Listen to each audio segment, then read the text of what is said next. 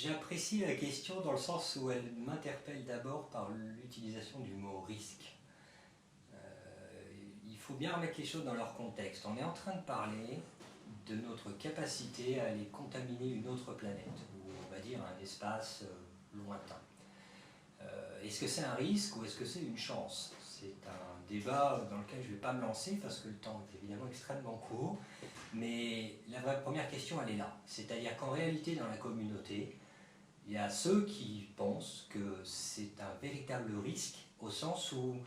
si nous amenons des êtres vivants, on ne parle pas d'êtres humains bien sûr, on parle de micro-organismes qui sont capables de résister au vol spatial, c'est-à-dire de survivre dans l'espace pendant quelques années, puis d'arriver dans un environnement où ils pourraient se développer. Bon ben, si on arrive à faire ça par accident, c'est un véritable risque, tout simplement parce que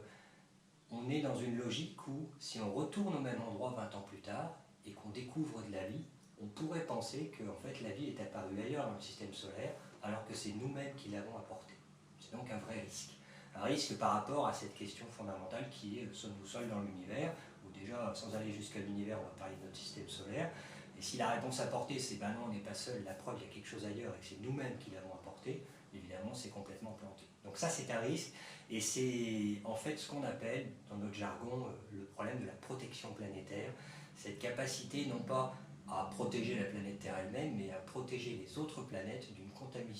contamination extérieure qu'on aurait amenée nous-mêmes. D'autres personnes, beaucoup plus optimistes, considèrent au contraire que ce serait peut-être une bonne chose d'aller amener de la vie dans des environnements habitables, c'est-à-dire où ils pourraient se développer,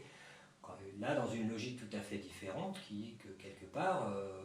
l'espace est extraordinairement hostile, et si on pouvait commencer à y apporter des éléments vivants pour changer un petit peu ce que je pourrais appeler un biotope, bah c'est un pas en avant pour le développement de la vie dans le système solaire. Bon,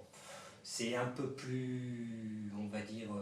réservé à une communauté, je dirais, ultra optimiste. C'est vrai qu'aujourd'hui, dans le monde professionnel, on va plutôt se considérer le problème comme étant un problème de risque, c'est-à-dire qu'on tend au maximum à protéger l'environnement spatial d'une contamination terrestre qu'à chercher à développer du vivant ailleurs. C'est difficile, c'est-à-dire que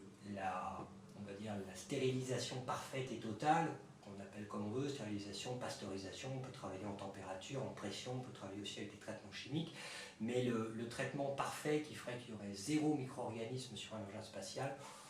aujourd'hui on n'arrive pas à le faire. C'est toujours la très grosse différence entre être à 99% et aller jusqu'à 100% de réussite. On n'arrive pas à le faire de manière parfaite, on arrive à le faire de manière quasi parfaite. Tout ça, c'est aussi un problème de budget.